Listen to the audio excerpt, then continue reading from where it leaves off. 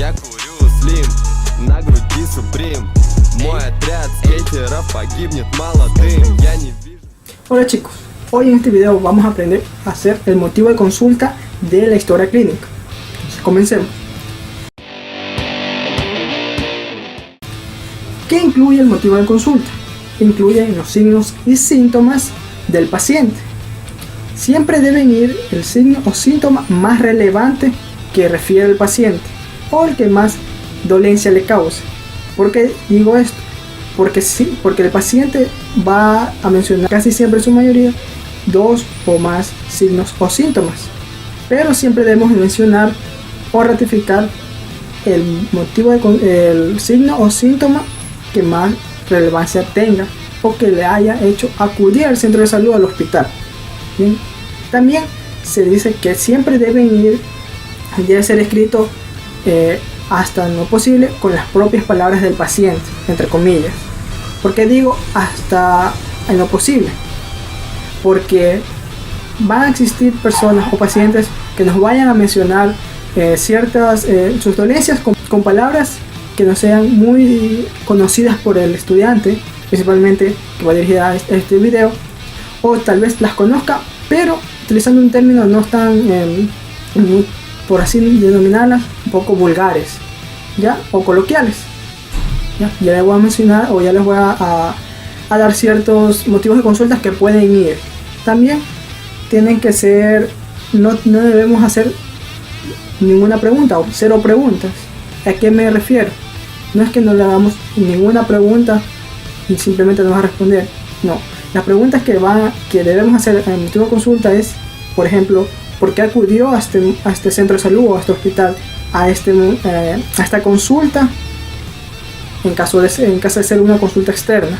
Ahora, antes de continuar, debemos mencionar que el motivo de consulta aquí, en el motivo de consulta o antes de comenzar la historia clínica, debemos de saber o debemos mencionar si la historia clínica es directa o indirecta. Ya sea, como lo vuelvo a repetir, antes de iniciar la historia clínica o al momento de llegar a este punto del motivo de consulta.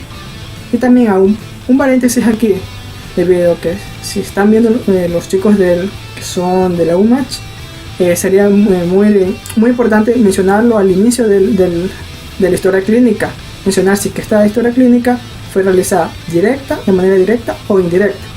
Ahora, ¿a qué me refiero si es directa o indirecta? Debe ser que el paciente está en la posibilidad o en la capacidad de responder a nuestras preguntas que le vamos a realizar.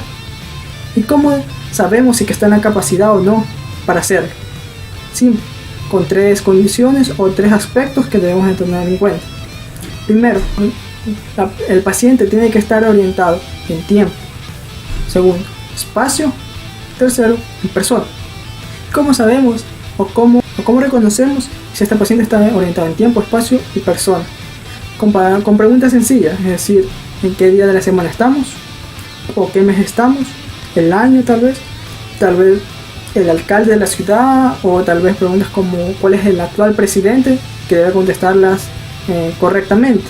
Pero también hay un cierto rango de errores, es decir, hay pacientes que ya llevan 2-3 días o una semana, entonces pierden la noción del tiempo del día de la semana. Pero si responden la mayoría de las preguntas, 2 o 3 preguntas más relevantes, están en condición para responder todas nuestras preguntas.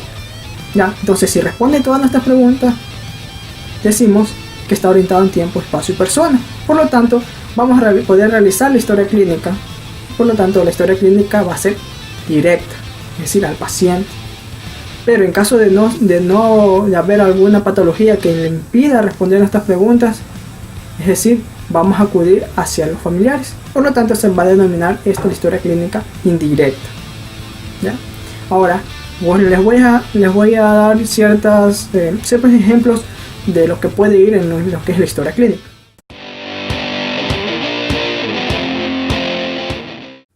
Bien, aquí vemos unos ejemplos de lo que puede ir en el motivo de consulta. Primero, déjenme explicarles un poco. A la izquierda vemos unos motivos de consulta que son o pueden ser dichos por el paciente, y a la derecha lo que vamos a escribir en el motivo de consulta. ¿Por qué les pongo así? Porque siempre nos van a decir que escribamos con las propias palabras del paciente y sin palabras médicas, ¿ya? Pero existen pacientes que nos van a decir palabras muy simples, entonces se va a ver como feo en nuestra historia clínica, ¿no? Entonces tiene que ser bien realizada esta historia. Entonces tenemos primero, entre comillas, dice: se me cerraba el pecho, me faltaba la respiración o me ahogaba, ¿no? Que esto se podría simplificar o traducir como una falta de aire. Motivo de consulta: falta de aire. Y listo, se acabó. Tenemos también otros como: me duele la boca del estómago, que es muy común que mencionen los pacientes, o me dolía la panza o barriga. Ya, entonces palabras así vamos a escuchar. Ya, entonces vamos a traducirlo, a poner dolor abdominal, ¿no? Dolor de barriga, hasta máximo pedido dolor de barriga, ¿ya? En el caso de aquí que vemos como dolor abdominal, ¿ya? Porque, bueno, abdominal casi como un término médico se podría decir. Entonces dolor de barriga estaría bien. Me dolía el pecho, bueno, igual, dolor de pecho, ¿ya?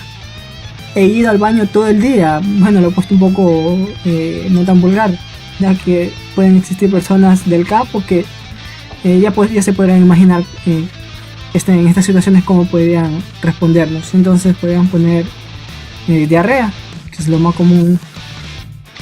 Entonces, para los compañeros de la UMEX, por lo general siempre nos van a llegar en su mayoría pacientes diabéticos. Entonces nos vamos a ver como que me dolía el dedo del pie derecho. Entonces siempre vamos a escuchar o vamos a ver más que todo pacientes diabéticos, nos va a tocar ver siempre. Entonces tenemos que poner por ejemplo dolor del dedo del pie derecho, o mencionar el número del dedo, ¿ya?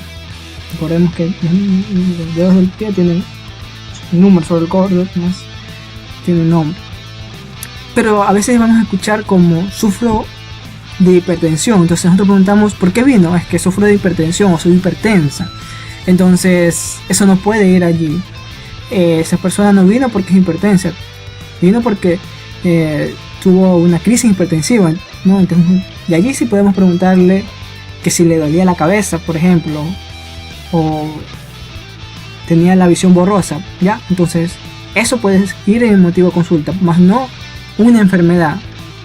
A eso quería llegar. No podemos poner el motivo de consulta una enfermedad, nunca. No es el diagnóstico todavía, ¿ya? Así lo tenga, así el paciente lo diga, ¿sí?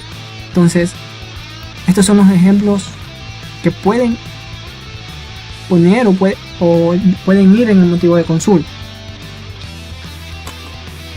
Bueno, gracias por ver este video y no te olvides de visitar mi blog, que bueno, va a estar con los informes de semiología principalmente para los chicos de cuarto, también informes de neuroanatomía para los de tercero, patología general igual tercero, y fisiopatología. Las diapositivas se nos han descargado, allí están para los de cuarto semestre. Bueno, también si te sirvió y fue de ayuda, regálame un like también, que ayuda mucho, y también lo más importante, compártelo con tus compañeros para que igualmente aprendan un poco más, ¿sí? Entonces lo más importante es compartir lo poco que se sabe a los demás. Entonces nos vemos para el próximo video, que va a ser sobre cómo realizar la enfermedad actual. Muchas gracias.